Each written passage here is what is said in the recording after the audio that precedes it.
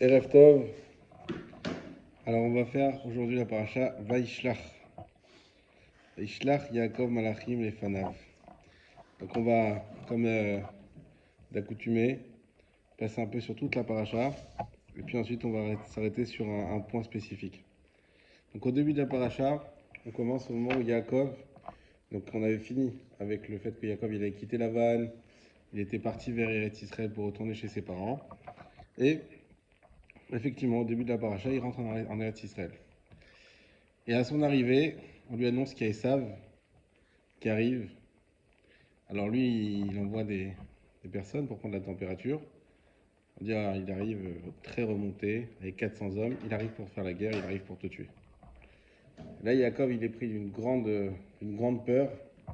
Il sépare le camp en deux, en se disant, il faut au cas où, s'il attaque à gauche, à droite, ça sera libre, ça sera sauvé, ou l'inverse. Et il envoie des cadeaux à Esav, énormément de cadeaux pour l'amadouer.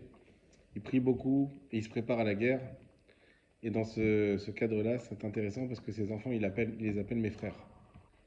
Les commentaires, ils disent parce que Yaakov, à ce moment-là où il était dans une situation très très difficile, eh ben, il a considéré ses enfants comme des frères pour qu'ils l'aident.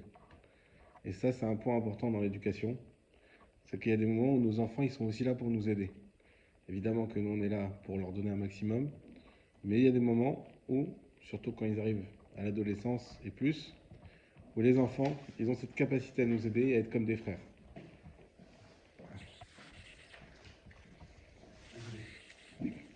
On était en train de dire, David, que Yaakov, il a appelé ses enfants mes frères, face à Esav, et qu'il y a des moments où les enfants, pourquoi mes frères? Parce qu'ils devaient l'aider, à la même hauteur que lui. Et donc ces enfants, effectivement, se mettent avec lui face à Esav qui arrive. La veille de l'arrivée d'Esav, il y a le fameux combat entre Yaakov et le Malach Hamavet, qui est l'ange qui est attribué à Esav. Yaakov gagne ce combat, un combat incroyable, en allant chercher d'ailleurs des petites fioles, les fioles de Hanouka, comme nous disait Chachamim, et il se retrouve ensuite le lendemain face à Esav, beaucoup plus sûr de lui, beaucoup plus rassuré par la bénédiction qu'il a reçue, et finalement, il finit dans les bras de son frère. Bon, certains nous disent qu'en réalité, son frère Esav, il a essayé de le mordre, écrit qu'il a pris par le cou. Le Midrash dit qu'il a essayé de le mordre. Il y en a qui disent que le cou de Yaakov s'est transformé en marbre et que les dents d'Esav se sont brisées dessus. D'autres qui disent que ses dents, elles se sont courbées toutes vers l'intérieur et qu'il n'a pas pu mordre comme un bébé qui ne peut pas mordre. Et voyant ça, Esav, il a compris qu'il n'y avait plus rien à faire. Il n'a pas essayé de le tuer par un autre moyen. Et ils se sont quittés en bons termes. Par la suite, il a compris qu'il n'y avait plus le choix. Par la suite, on voit aussi que Yaakov, il s'est prosterné 7 fois à Esav. Alors il y a ce lien de ce qu'on appelle de Achna'a. La Achna'a, c'est la soumission. Il y a des fois, pour arranger des histoires, surtout familiales, il faut passer par la soumission. Il n'y a rien à faire. On est dans des situations qui sont bloquées. C'est très dur. Ça fait très mal à l'orgueil. Mais il y a des moments où il faut savoir se soumettre. Et ce qui est magnifique, c'est que Yaakov, les Chachamim nous disent, mais comment il a pu se prosterner à un rachat? En réalité, le Zohar HaKadosh nous dit qu'il y avait la présence divine devant Yaakov, et c'est pas à Esav qui s'est prosterné, mais c'est la présence divine. Et sur ça, on voit que quand on se soumet les Shem Shamaïm, alors ça donne des résultats qui sont des bons résultats.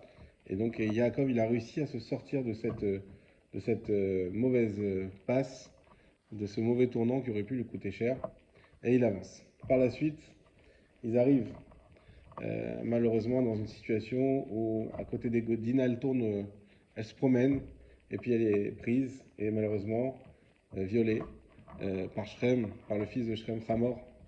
Et finalement il devient amoureux d'elle et il veut la prendre pour épouse. Et donc il se rapproche de la famille de Yaakov pour dire écoute, qu'est-ce qu'on peut faire? On s'y est pas bien pris, ça c'est certain, mais finalement mon fils il est amoureux de ta fille, on aimerait faire une alliance, on aimerait faire quelque chose. Et là, à ce moment-là, les Chachamim nous posent une question. comment ça se fait que Dina, elle a pu subir une telle offense? Comment ça fait que Yaakov, il a pu souffrir tellement? C'est sa fille, on imagine l'horreur que ça a dû être pour lui. Et alors, d'un côté, elle s'est mise en danger, c'est vrai, puisqu'elle n'aurait pas dû aller. On sait très bien que ce sont des peuples qui sont sans foi ni loi. Et donc, il ne faut pas s'amuser, surtout pour une fille, à tourner au milieu. Mais de l'autre côté, en tant que fille de Yaakov, elle aurait dû avoir une protection spéciale. Elle aurait dû avoir une protection qui soit surnaturelle. Bien qu'elle était en danger, elle aurait dû être sauvée de ça. Et le Midrash, il dit ça. Et c'est difficile à écouter, mais il faut le savoir. Il dit que Yaakov, quand il s'est présenté devant Esav, il y a écrit qu'il s'est présenté lui et ses 11 enfants.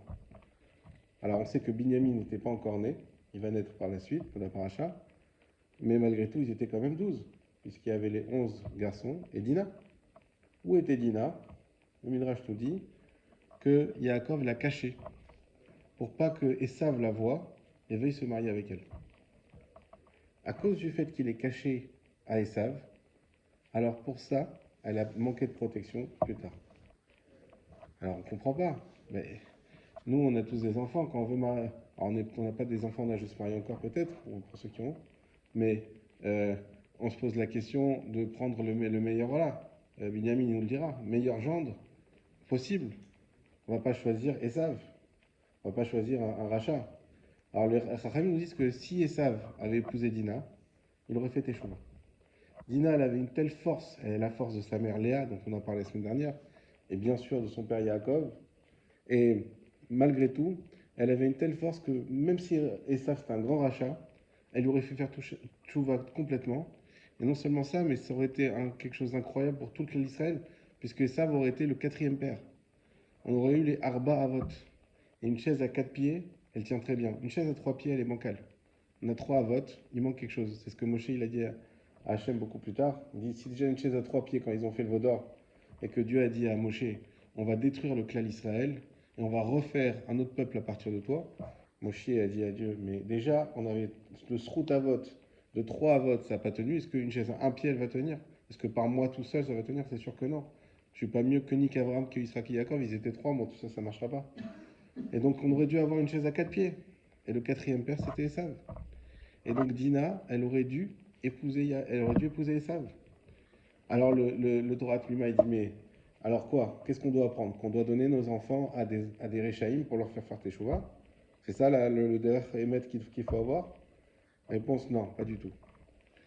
Pour nos enfants, il faut toujours chercher les meilleures personnes possibles. Mais c'est quoi la différence avec Yaakov? C'est que Yaakov, il savait que Léa pouvait faire Teshuvah à Esav. Alors pourquoi il l'a caché? Parce qu'il n'aimait pas Esav. Et c'est pour ça qu'il y a eu un manquement. C'est qu'il n'a pas fait pour protéger sa fille. S'il avait fait pour protéger sa fille, bien sûr qu'il n'y a aucun problème, bien sûr que c'est normal. Mais il n'a pas fait pour ça. Il savait très bien qu'Esav aurait pu être un très bon mari pour sa fille. Il l'a fait parce qu'il ne voulait pas faire bénéficier Esav de la petite coude de sa fille. Parce qu'il n'aimait pas assez. Parce qu'il était brouillé avec lui. Et donc, sur ça, ça a provoqué ça. Et que malheureusement, Dina, elle est passée par ce chemin. Et puis ensuite, on a 2 enfants qui sont Shimon et Lévi. Shimon et Lévi, ils voient tout ça. Ils sont complètement révoltés.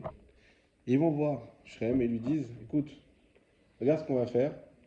Nous, on est d'accord de mélanger nos 2 peuples, de prendre vos filles et vous prendre nos filles, il n'y a aucun problème. Mais il y a un problème, c'est que nous, on a une Brit Mila à faire. Nous, on peut pas vous donner nos filles si vous êtes des incirconcis. Quelque chose? Ouais.